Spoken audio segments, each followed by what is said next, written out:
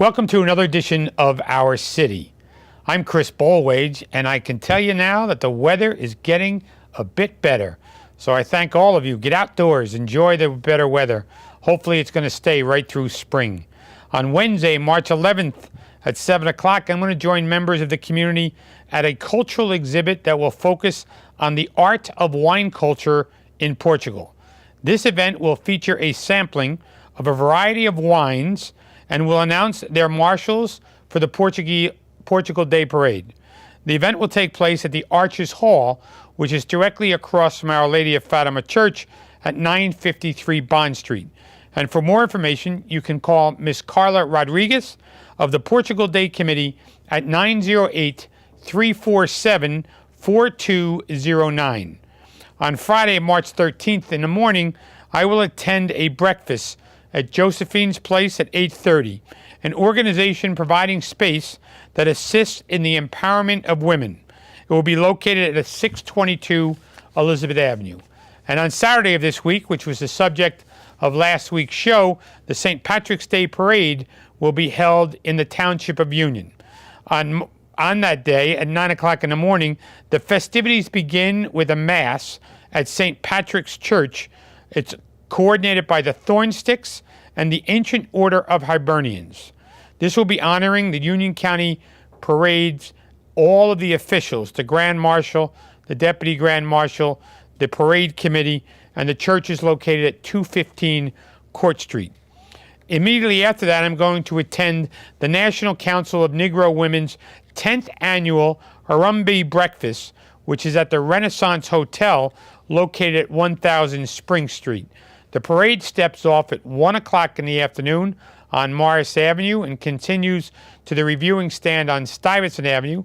It'll be over somewhat around 3, where there'll be numerous stops during the afternoon for the parade committee as well. And that evening, Councilman Manny Grova has a fundraising event over at the Portugal Club in the city of Elizabeth. If you need more information concerning these events or any other events, please call our Public Information Office at 820-4124.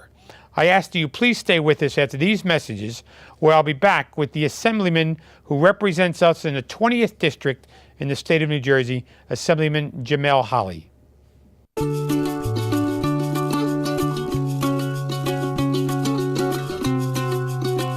We have some of the finest teachers in the country. And then they graduate. Kane University. Welcome back to Our City.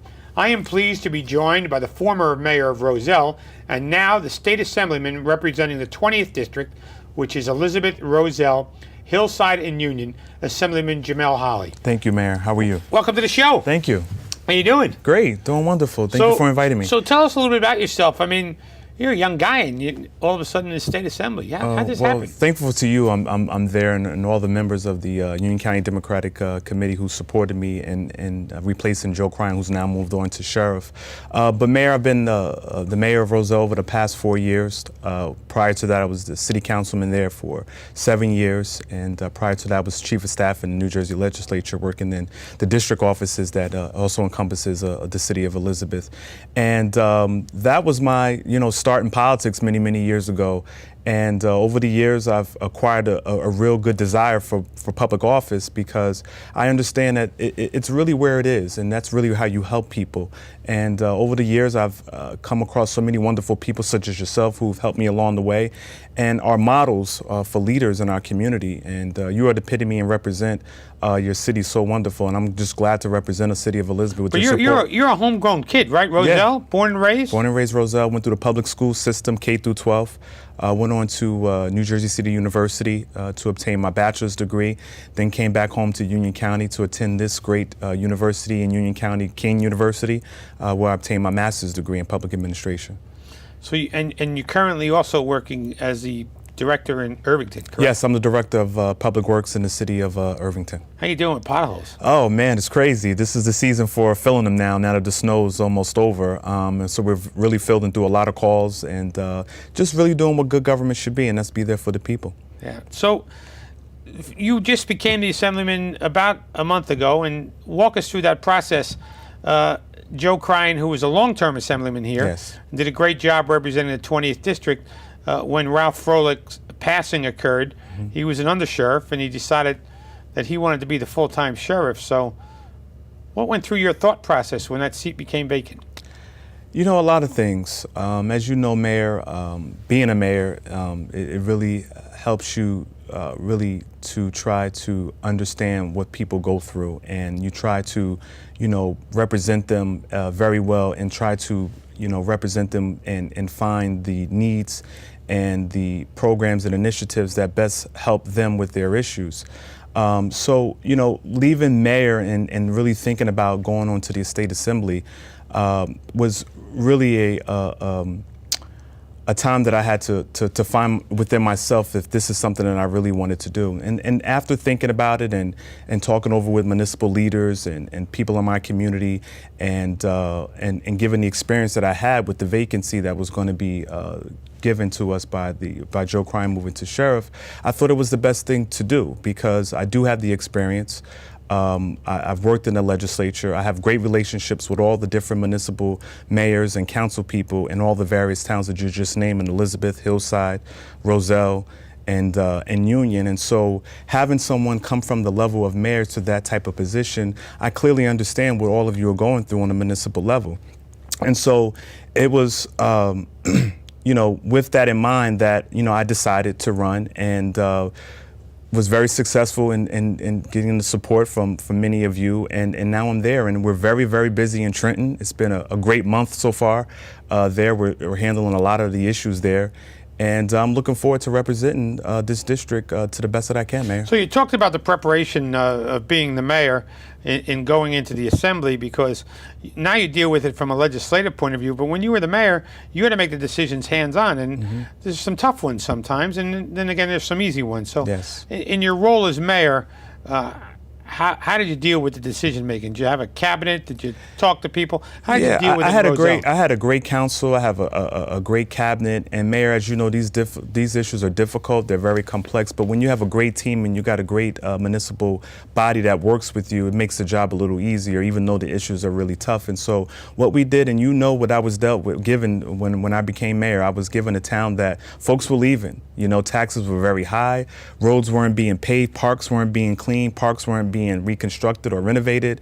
Our schools were falling apart. And in just 4 years, Mayor, we put a great team together and our municipal council together, and we dug right into those issues. Our schools are flourishing now. Our roads are paved. We've paved more roads in the borough's history. In 118 years, we paved over 75 roads there in Roselle. Our parks are being renovated. All good governing stuff about what local government should be about, and that's for the people. And we've done that there in Roselle. So my daughter plays softball, and she plays softball on a field in Roselle Yes. one day, which is an interesting field. It's Yes. a combination soccer, softball, all made of artificial turf with the lines in it. How did you come up with that concept? It's one of the few I've seen in throughout the state. Well, Mayor, believe it or not, I actually played Pop Warner football You? 1 year. 1 year. One You year. look like your size looks like you get beat up pretty good in that game. One year until I really got hit really hard one day, and I went home to my grandmother and I said, "This is not for me," and I got involved in politics. But that particular field. But your brother played with the Dallas Cowboys. He did, and he actually played on that particular field when it was just regular grass at that time. So that field for us goes really back with our family. So you may have played football, but your brother has the football talent. He's got the football talent, and I give that to him because I don't want those scars. I don't want those hits. That's just something I can't handle. But we got the interesting field. It's actually called the Sylvester Land Field, which is named after a World War II veteran who lived in town, African American, and we named that field after him because he too played on that field as a young kid. And it was a really old field, Mayor. Grass wasn't cut, trees were falling down.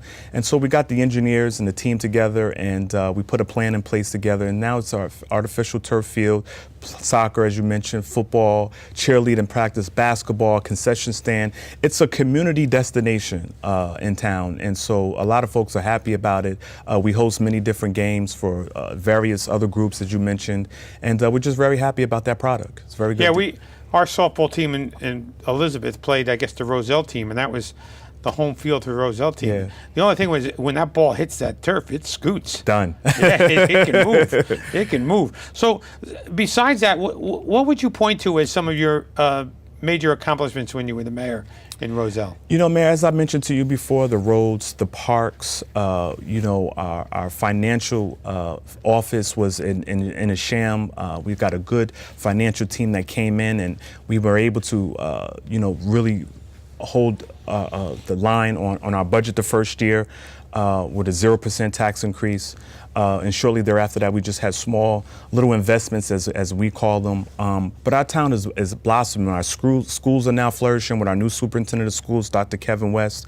You know, our government is actually efficient. It's actually working for the people, as opposed to, you know, it not working for the people. So the perception of Roselle has changed for the better under your tenure as mayor. Absolutely. It's not only the perception, Mayor, as well. It's also the work that's been, you know, that we've been doing in our community. Well, you know, in our business, perception equals reality. Yes, it does. It really does. So. But, you know, Roselle is well on its way. We got a 10-year plan with just projects. We have a new community center that we're going to be building with a new public library and a new community school.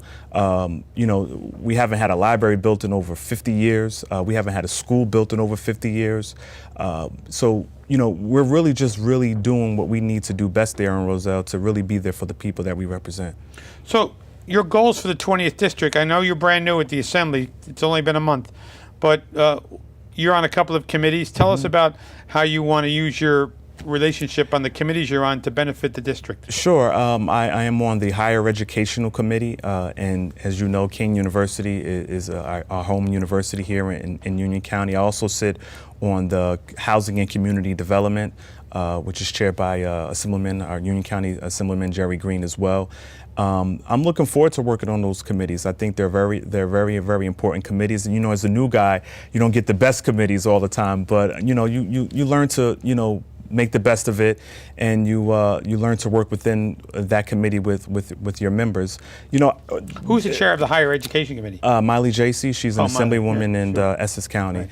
Mayor, as you know, the issues across this state are very broad. There's so many issues that we're working on. You know, ExxonMobil settlement just dropped down to us last Friday.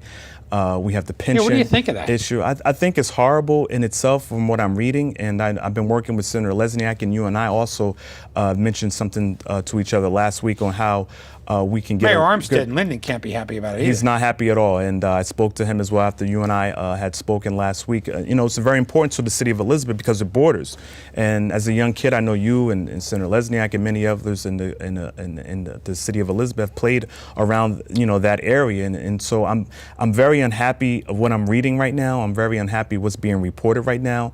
Senator Lesniak is preparing to make some comments for the public hearing that will be held once the judge finalizes the settlement.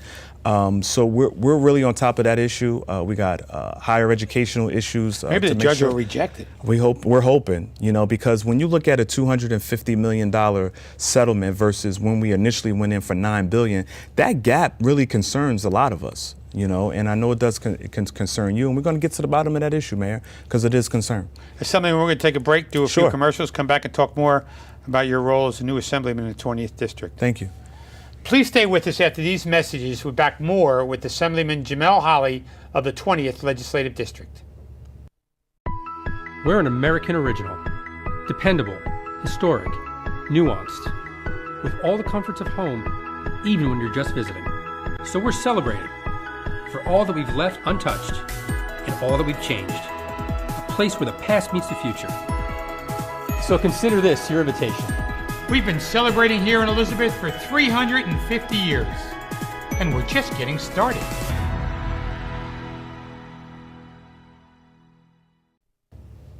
Welcome back to our city, where I'm pleased to be joined by the Assemblyman from the 20th District, Assemblyman Jamel Holley. Thank you, man. So in my notes, I have a note here that says, in your childhood, I don't know, in a little boy, teenager, I don't know what that means.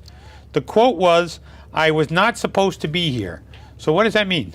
Mayor, I didn't have a traditional upbringing. I was born to an unwed teenage mother, and statistics will tell us that an unwed teenage child born to an unwed teenage mother is less likely to even graduate high school. And so luckily I had a good grandmother, my mother's mother, who took my brothers and myself underneath her wings and helped raise us. She was a very tough woman. She was a correction officer in Union County She was. in her beginning of her career, and then she ended up at the state of New Jersey, the Department of Corrections, at Rahway State Prison and Avenel Diagnostic and Treatment Center. Oh, so your choice. So I had a very, very tough upbringing, but it was good disciplined upbringing, and so I say that to say this, that I know there's other individuals who had similar upbringings, and I say that to say that it's very encouraging to know that it shouldn't matter how you were brought up to determine what you can be in the future. And so, as a child who was in a single parent, grandparent home, who didn't have all the So your traditional mom was not in research. your life then? She wasn't in my life as much as a younger person. Growing older, as we got older, absolutely, we mended a lot of our family issues that we've had, and we're a very happy family now. But it was a lesson for me, growing up. But I use that as an example for other young people or other people who have gone through the same thing. That your childhood doesn't determine who you can be in your adulthood. And so, from a young man who wasn't even supposed to graduate high school to now even being in this position should be encouraging for others who have the similar pathway. So what were you like in high school? Were you a class clown? Were you No, actually, were you the studious guy? No, I was the class president. So you were the class president. I had the class president. I was class president in 9th grade, 10th grade, 11th grade, and 12th grade. So I had elections every year. So I knew how to do the campaigns and talk to folks and get them to come out and vote for me. What did you promise them in high school? Like an extra day off or something? Extra soda machine in the gym, little small things of talking to the principal, who we would get at different graduation or different types of events that they wanted to have. But it started me out. It started me to really understand that folks have problems and issues, and if they feel comfortable with coming to you as their leader, they will, and then you have the ability as a leader to address them and try to take care of them. And I learned that very early on, man. So did anybody vote for you for mayor that said, hey, I voted for you for class president too? Yes, I do. Yeah. I still have classmates who are still in town. I still have parents of my classmates who are still in town, and so it's unique in a sense because they said already then, they already knew I would do something. They didn't know if it was going to be mayor, but they said you were going to be involved in politics early on, so it's not a surprise to some of them. But I'm glad to see a lot of them are still in town and still supporting of me. So as a mayor and a councilman and assemblyman, you got to go to a lot of events. I mean, I know that routine as well. So do you have some favorites? I do. I actually had one last week when I attended your wine tasting, which was actually one of the first wine tastings that I've actually had. I've only done 2. That was the first one. I know the Assemblywoman had one last year, and we went to yours last week, which was great. I like the basketball game and events, the football events, to see all the community out, the parents out, the players. I like those types of events, and then you got the political events as well. So now, back to the job. You're on the higher education committee. Yeah. Kane University's there. Tell us about what can the assembly do? I mean, with the higher education issues that affect our community. Yeah, I mean, I just supported a bill last week in our committee, which will allow $10,000 bachelor degree programs in the state of New Jersey here. And the bill is sponsored by Molly J.C. and Assemblyman Troy Singleton down in South Jersey. And I jumped onto that bill because I believe that, college should be affordable, Mayor.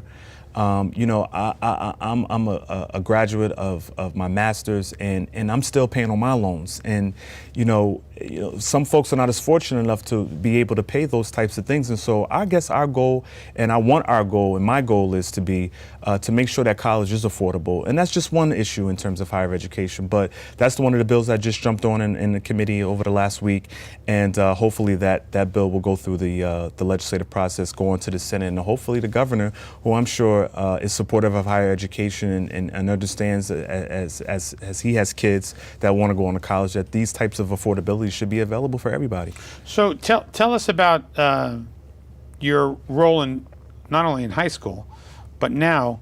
Who were the mentors? Who were the people that advised you? Who said, hey, Jamel, I think you should run for class president? I mean, nobody ever said that to me when I was a kid. I think you should run for class president. I had class advisors. You weren't the football star, the basketball star, I wasn't the football right? star. No, I wasn't the basketball star. But, I had advisors in school. I had, individuals, my classmates, who really looked up to me. just by being their voice in school. And then, growing older, I had Senator Lesniak, I had members like you, Assemblyman Cohen, I had, Jerry Green. I had individuals who were very good elected officials in their own right, very good advocates for the people, I might say, that were able to advise me and I could look up to and learn from. And that's the unique reason why I'm here in this particular position, Mayor, because I've learned the avenue of politics, and I really love serving the people. And if it wasn't for those individuals who I was able to look up and get that model, I don't know if I would be the person I am today. So a couple of times you've said on this show, and during the break, I will be your voice. You've said that during the interview. So what does that mean to the people you represent? What does it mean to you? Meaning, Mayor, that I can relate to the folks' issues that they have. I lived it. I've been through it.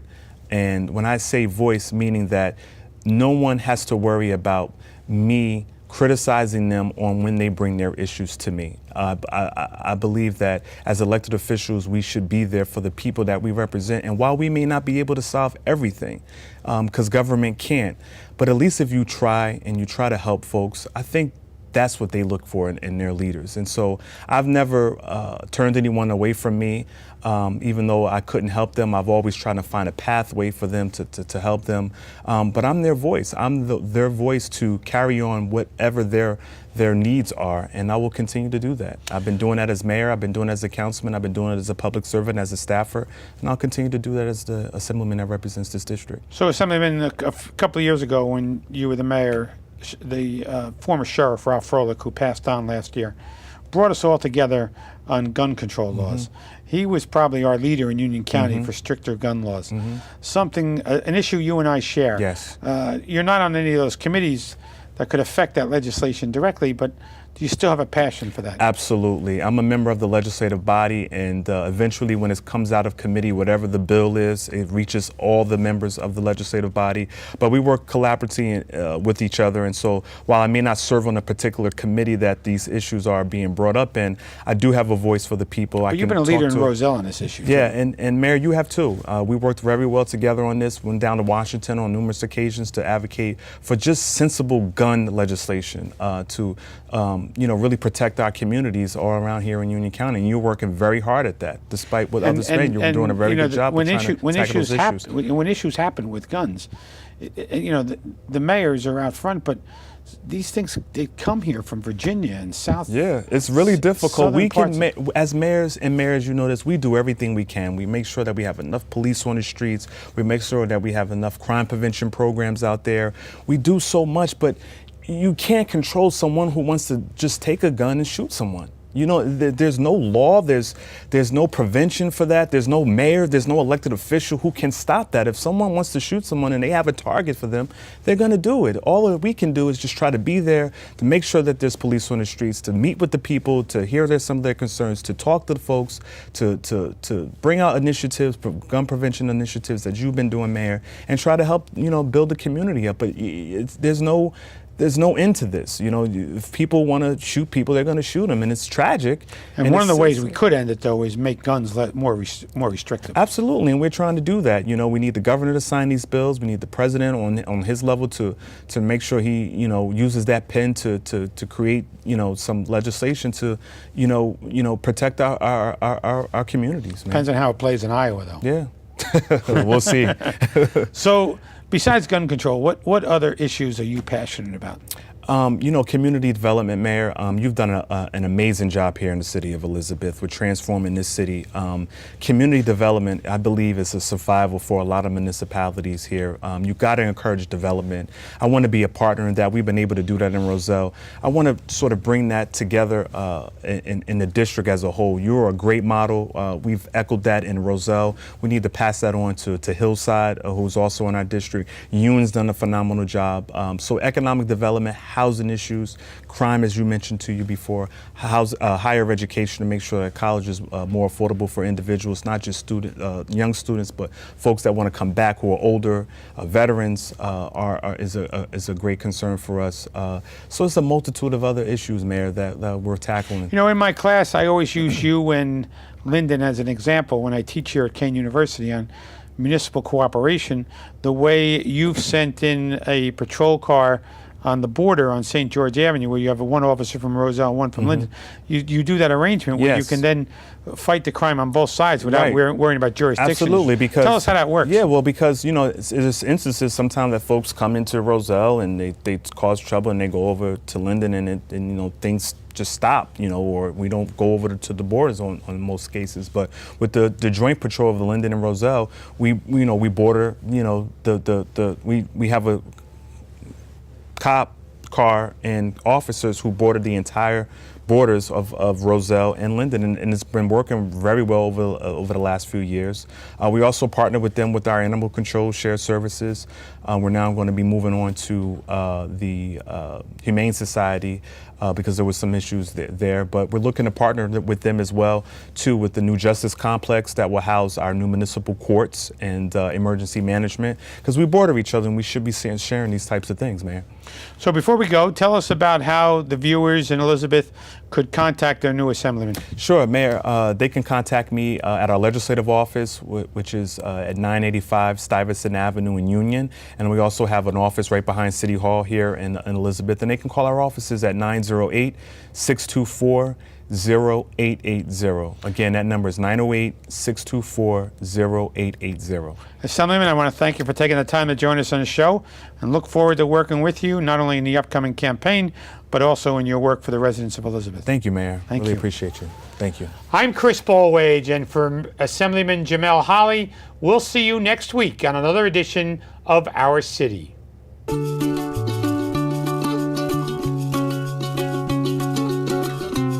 Offering everything you could want from college, including a life. Kane University.